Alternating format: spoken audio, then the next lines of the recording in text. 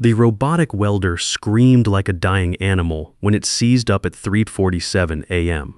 I was home in bed when my phone started buzzing with that ringtone I'd heard 1,000 times before. Plant emergency. 23 years of building Chevy Silverados at GM Flint Assembly, and you learn to tell the difference between a regular breakdown and something that's about to cost somebody their job. This wasn't regular. My name is Rodney Pearson. Friends call me Tank. I'm 47 years old and I've been running manufacturing operations at GM Flint for the past 23 years. Before that, I did 2 tours in Afghanistan as a Marine combat engineer.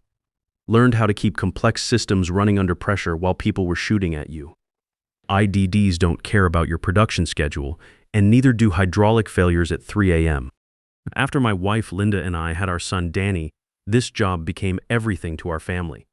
But to understand why I was sitting in my truck at 4 a.m. watching my phone explode with missed calls while my coworkers panicked inside, I need to go back 4 days to the meeting that changed everything. The conference room on the 3rd floor smelled like stale coffee and corporate consultants. I walked in expecting my annual review and maybe some talk about the operations director position that opened up when Jerry Coleman retired. After 23 years of keeping our production line running smooth, maintaining a 99.3% safety rating, and training half the supervisors currently on the floor, I figured I'd earned the shot. Plus, Danny's medical bills were sitting on my kitchen counter.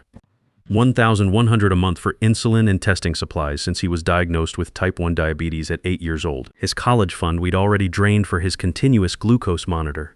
The promotion would help us get back on solid ground. Harrison Caldwell sat at the head of the table. New corporate consultant brought in 6 months ago to optimize operations.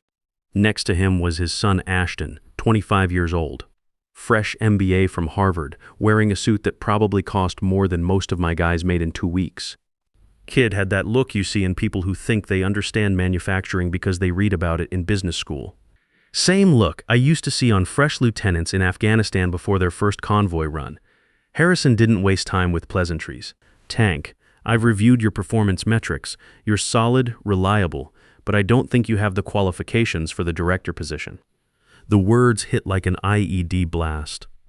23 years of making sure this line produced America's best-selling truck, keeping workers safe, handling every crisis that came through those doors. I tightened my work gloves, feeling the leather stretch across my knuckles. In Helmand Province, we called it taking contact. That moment when everything you thought you knew about your situation gets blown apart. Marine training teaches you not to let emotions drive the conversation when you're taking contact. What qualifications am I missing? I asked, keeping my voice steady like I was calling in a casualty evacuation. We need innovation, fresh thinking. Ashton here has some exciting ideas about optimizing throughput and eliminating redundancies. Harrison smiled like he was doing me a favor. He'll be taking the operations director position. Starting salary will be 25% above your current rate. Don't worry though, you'll be working closely with him. Your experience will be valuable in helping him implement improvements. I looked at Ashton. Kid was nodding like he'd already rehearsed his acceptance speech. Meanwhile, I'm thinking about Danny's medical bills, his college fund we'd drained, and the promotion I'd been counting on to help us get back on solid ground. Same way I used to think about supply routes and ammunition counts when some desk jockey in Kabul was telling us how to run patrols. What kind of optimizations? I asked. Ashton leaned forward, eager to show off. Well, we've identified several inefficiencies in the current production protocols. Too many safety redundancies, too much inspection overlap. We can increase line speed from 65 to 80 units per hour and reduce quality checkpoints by 35%.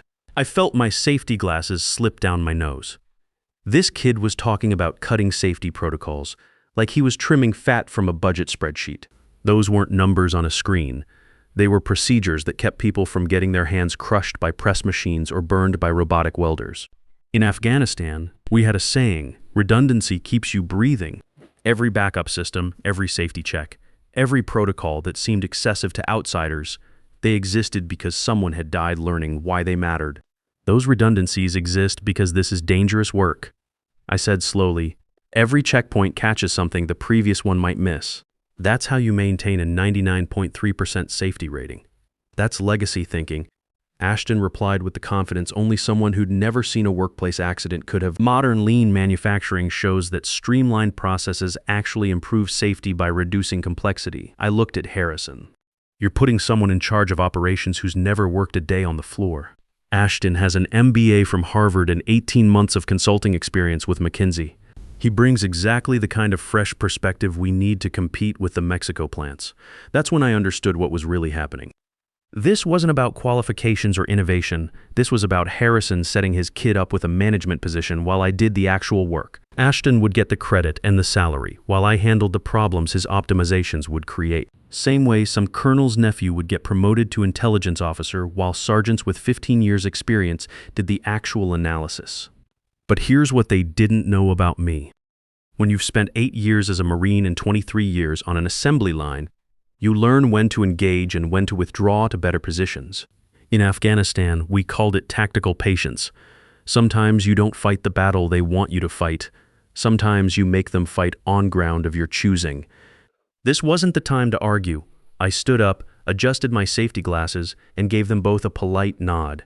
Well, I guess we'll see how those improvements work out. I walked out before Harrison could launch into his speech about exciting new directions and collaborative opportunities.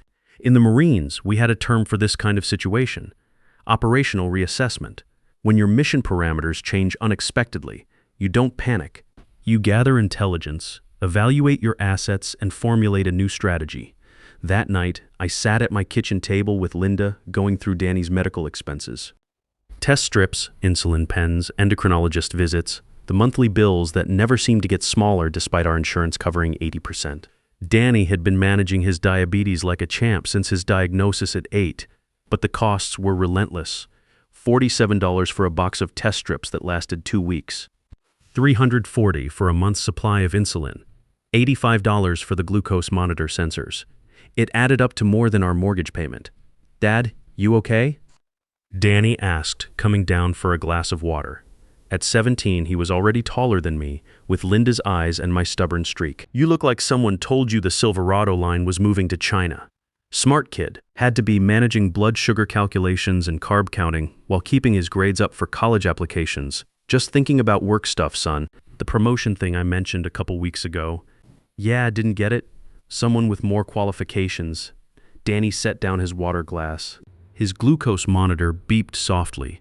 Time for his evening reading. That's garbage, Dad. You know that plant better than anyone. Remember when I was 12 and you brought me for Take Your Kid to Work Day? All those guys kept coming up to you asking questions. Tank, how do we fix this? Tank, what's the protocol for that? You were like the plant encyclopedia, out of the mouths of teenagers. Sometimes knowing how to do the job isn't enough, Danny. Sometimes it's about who you know. So what are you going to do?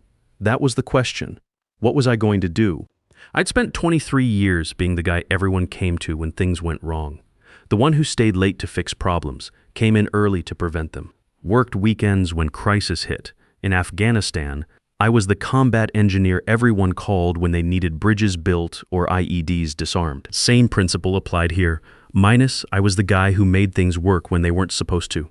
I pulled out my job description, the actual one from HR, not the expanded version I'd been living by for 2 decades. Really read it for the first time in years. Manufacturing supervisor, East Line Assembly, specific responsibilities, specific areas of authority, nothing about plant-wide troubleshooting, nothing about training new supervisors, nothing about emergency response coordination. Danny checked his glucose reading, 127, perfect range, and looked back at me.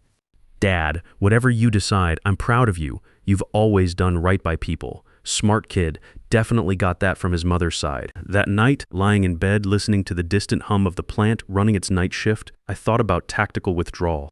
In Afghanistan, there were times when the best strategy wasn't to hold ground at all costs. Sometimes you pulled back to positions you could actually defend, made the enemy come to you on terms you controlled. Let them discover what happened when they tried to operate without the expertise they'd taken for granted. I made my decision. I was going to do exactly what they asked me to do. Nothing more, nothing less. Just my job as written, performed to the letter.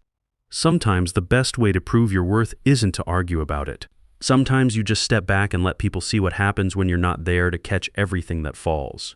I showed up Monday morning at exactly 7 a.m., not 6:15 like usual. Not early enough to check the overnight production reports, handle the equipment issues that always cropped up, or brief the morning crew on potential problems. Just 7 a.m. sharp, like my job description specified. The break room felt different at that hour, quieter. Most of the early shift was already deep into their routines. Routines I'd helped establish over 23 years of being there before everyone else. But not today.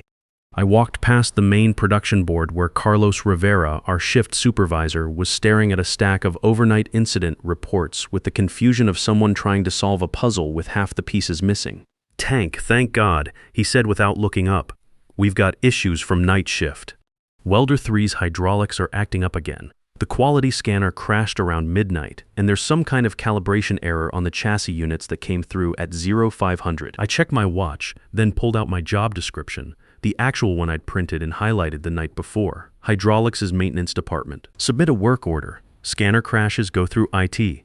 Calibration errors, that's quality control. Carlos looked at me like I'd started speaking Chinese. But you always handle the hydraulics issue. You know that system better than maintenance does. That welder's been your baby since we installed it 8 years ago. Not according to my official responsibilities. Tank, what's going on? You feeling all right? The truth was, I felt clearer than I had in months. For 23 years, I'd been carrying the weight of 3 different departments because it was easier than watching things fall apart. But that weight had a cost. Nights when I came home exhausted, mind still racing through tomorrow's potential problems. Weekends spent thinking about equipment maintenance schedules and production bottlenecks. The constant stress of being the person everyone expected to have all the answers. "I'm fine, Carlos, just following proper procedures." I headed to my workstation and started on my actual assigned tasks, production scheduling for my designated zones, safety compliance documentation for my specific areas, equipment inspection reports for the machinery under my direct supervision. It was strange how quiet my radio was. Usually by 7:30, I'd have fielded a dozen calls about problems that weren't technically mine, but that I'd solve anyway because it kept the line moving. Today, silence. Around 8:15, Ashton showed up for his first day as operations director.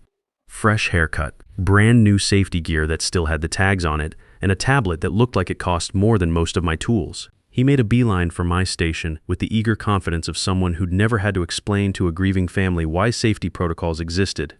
"Tank, good morning. Ready for an exciting day of operational improvements?" "Morning, Ashton. What can I help you with?" "Well, I wanted to start by reviewing our current throughput metrics and identifying bottlenecks for immediate optimization." I gestured to my computer screen. "My production reports are all up to date. Everything's in the system. Great. And what about the overall line status? Any issues from the overnight shift?" "You'd need to check with the night shift supervisor for that." "I wasn't here," Ashton's smile faltered just a bit. "But don't you usually handle the transition briefings?" "That was something I did voluntarily. It's not part of my official duties." "Oh, okay." He was typing notes frantically on his tablet. "Well, who should I talk to about the hydraulics issue with Welder 3? Carlos mentioned it's been ongoing. Maintenance department. Steve Walsh is our hydraulics specialist. And the scanner problems? IT department. Diana Foster handles database issues. The calibration errors? Quality control. Alex Turner's area. Dylan was discovering what his MBA program apparently hadn't taught him, the difference between how organizations work on paper and how they actually function. On paper, every department had clear responsibilities and clean handoff procedures. In reality, most places only work because people like me spend their careers bridging the gaps between what departments are supposed to do and what actually needs to get done. By 9:30, the cracks were starting to show. I watched Ashton bounce between departments trying to get answers about problems that required the kind of institutional knowledge you don't learn from flowcharts. Same way fresh lieutenants in Afghanistan would try to run operations by the book, not understanding that the book was written by people who'd never been shot at. Carlos came by my station around 10 looking frustrated. "Tank, Ashton asked me about the morning startup protocol. I told him it's not written down anywhere. You just handle it based on line conditions and production targets. Sounds like something the operations director should document then. But you know that protocol better than anyone. You created it after that batch of defective chassis units came through in 219. Remember? We had to shut down for 6 hours because the overnight crew didn't catch the dimensional errors. I did remember, cost us $180,000 in overtime and delayed deliveries. I developed a 15-point startup checklist that caught problems before they became disasters. But I'd done it on my own time, based on my own experience, because it needed doing. I did, on my own time, based on my own experience. Never got asked to make it official policy. Carlos stared at me for a long moment. This is about the promotion, isn't it? This is about doing my job. Nothing more, nothing less. Around 11:30, the first real crisis hit.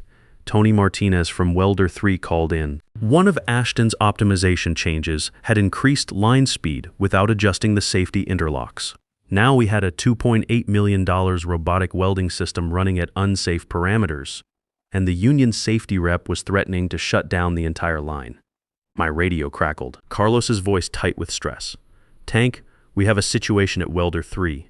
Can you come take a look? In Afghanistan, this was the moment when someone was about to get hurt. Equipment running outside specifications, safety protocols ignored, leadership making decisions they didn't understand. I'd seen Marines injured because some Captain Fresh from Quantico thought he knew better than the sergeants who'd been running patrols for years. Is it in my designated area? Tank, this is urgent. We've got UAW breathing down our necks and a welder running hot. You know that system better than anyone. Welder 3 falls under Central Operations. I handle East Line Assembly. You should contact the Central Operations Supervisor. That's me. And I need someone with system experience. I looked at my job description again. Central Operations isn't my responsibility. You'll need to contact the Operations Director or address it yourself. The silence on the radio stretched long enough that I wondered if he'd given up. Finally, fine. I'll figure it out. I went to lunch at exactly 11:45, like my schedule said. The cafeteria had a view of the production floor, and I could see Ashton down there with a cluster of supervisors, all of them looking up at Welder 3 like it was some kind of alien technology. His tablet was out, probably pulling up technical manuals he'd never read before. Tony Martinez waved at me through the window. Good worker. Been here 9 years, came up through the apprentice program. He knew what needed to be done. Reset the safety parameters, recalibrate the pressure sensors, run a test cycle. Basic stuff if you understood the system. But it required someone with authority to shut down production and approve the changes. I ate my sandwich and watched Ashton make phone calls, probably trying to reach Harrison or maybe calling Steve Walsh to see what the maintenance protocol was. What he should have been doing was taking charge, making the decision, accepting responsibility.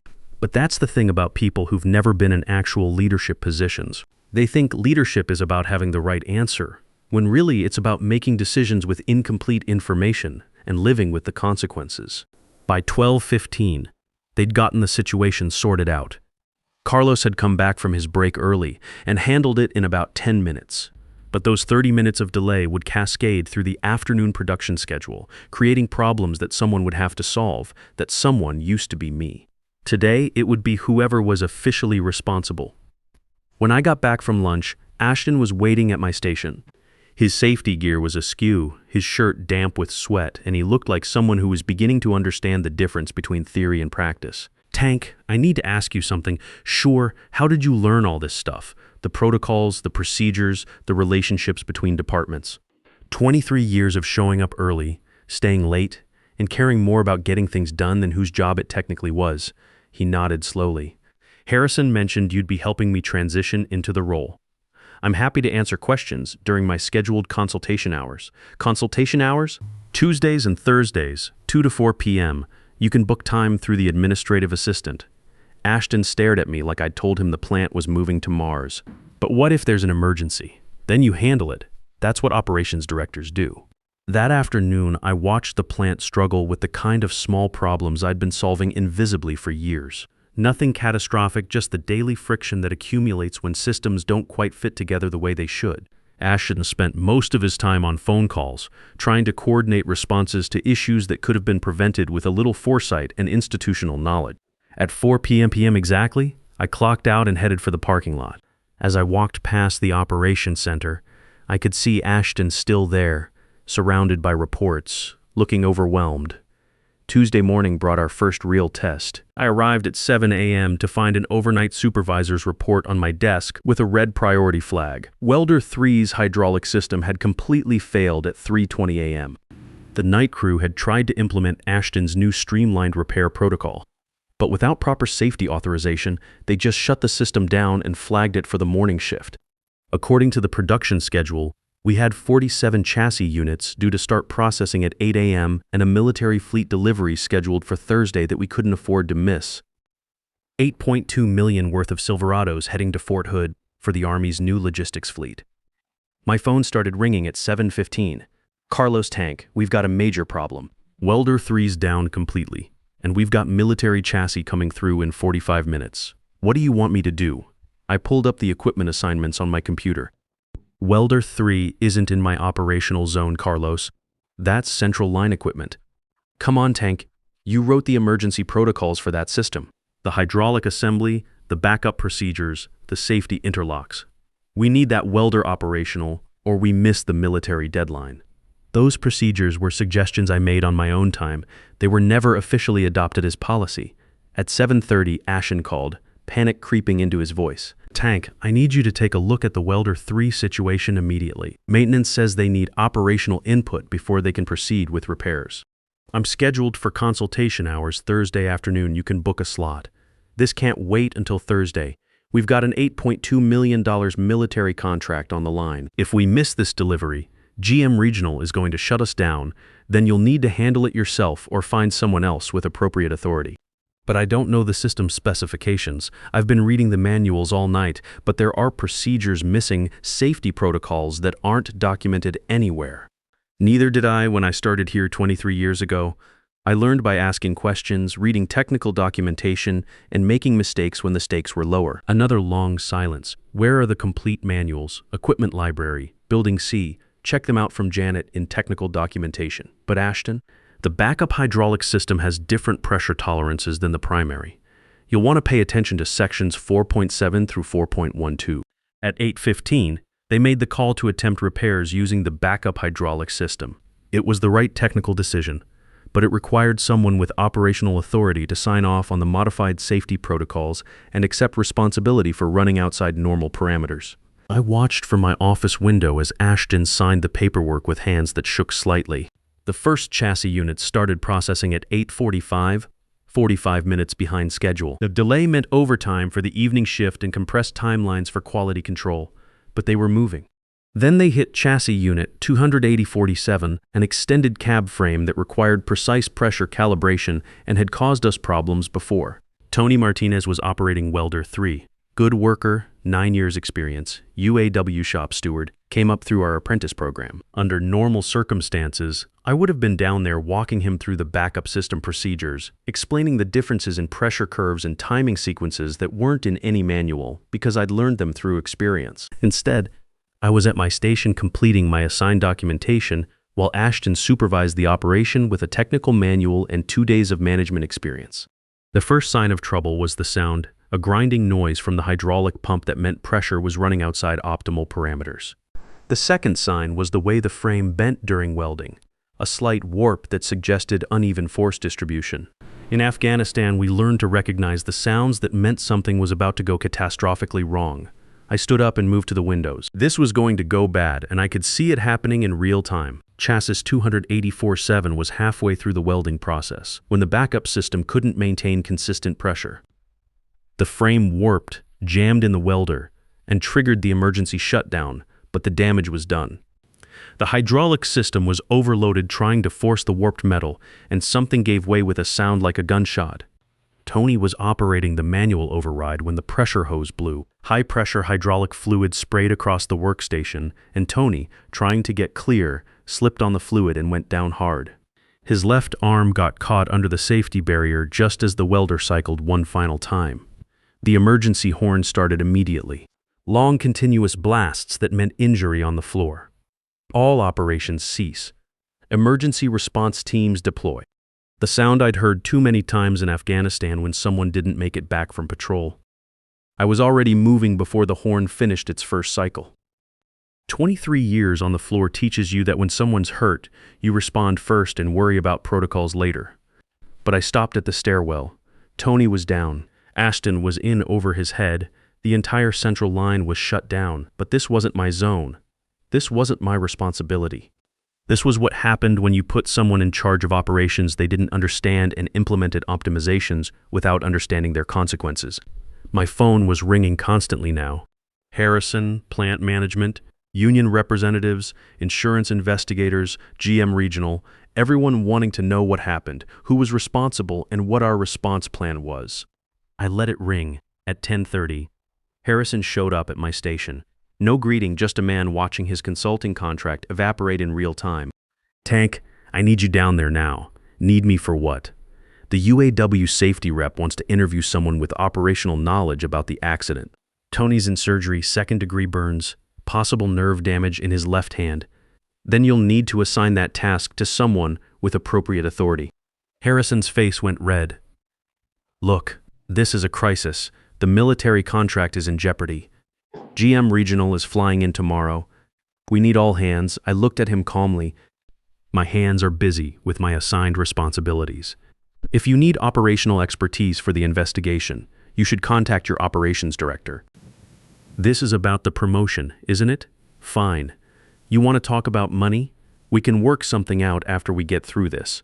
I shook my head. This isn't about money, Harrison. This is about competence. You put someone in charge of operations who doesn't understand the job, told him to optimize procedures he'd never used, and now someone's in the hospital.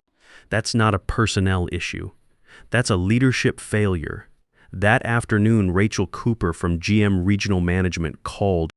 Not Harrison, not Ashton, but the woman who actually made decisions about plant operations and contract assignments. Tank, we need you in the emergency management meeting. 1 hour. The conference room was packed. GM regional managers, UAW representatives, insurance investigators, OSHA inspectors, and military contract executives on speakerphone. Harrison sat at the table looking like someone watching his career disappear. Ashton was at the hospital with lawyers. Rachel Cooper called the meeting to order. We're here to determine whether Flint Assembly can continue operations under current management. The military representative spoke from the phone. We've been contracting with Flint for 8 years without a major incident. Now we have 1 worker hospitalized and a missed delivery deadline. We need assurance. I stood up with the folder I'd prepared. 4 days of documentation about every failure, missed protocol, and knowledge gap. The accident was preventable. It resulted from inadequate system knowledge, modified safety procedures without validation, and insufficient operational oversight. I walked them through everything, how Tony's injury could have been avoided with proper backup system training, how the military contract could still be saved with expedited production, how 23 years of safety protocols had been discarded for theoretical efficiency gains. The fundamental problem isn't equipment failure, I concluded. It's a management structure that prioritizes credentials over competence. Rachel Cooper leaned forward. Would you be willing to take operational control? I looked around the room. I'd need full authority over safety protocols and production procedures, operations director position with real decision-making power, and compensation reflecting actual responsibility. GM Regional authorizes immediate promotion to operations director, 30% salary increase, full plant authority over safety and production. The military representative added, if Mr. Pearson takes control, we'll continue the contract and add 15% volume next quarter. 3 weeks later, I'm sitting in my actual office with windows overlooking the entire production floor. Tony Martinez is back at work with full use of his hand and a safety protocol named after him. Ashton reports to me now, learning welder operations from the ground up. Turns out when you strip away the entitlement, he's actually not bad. Just needed someone to teach him the difference between theory and reality. Danny got his acceptance letter to Michigan State yesterday. Full academic scholarship, automotive engineering program. Having a father people respect for his expertise, not just his willingness to fix everything, opened doors I never knew existed. I'm proud of you, Dad, he said. You did the right thing. No, son, I just stopped doing the wrong thing. There's a difference. Sometimes justice isn't dramatic. Sometimes it's just the quiet satisfaction of watching competence finally get recognized. Your value doesn't decrease because someone fails to see it. It just waits until reality makes them notice. Real leadership isn't about having credentials. It's about understanding that experience earned through years of solving actual problems will always matter more than theories learned in classrooms. Sometimes the most powerful move isn't proving your worth. It's withdrawing it until others realize they can't function without you.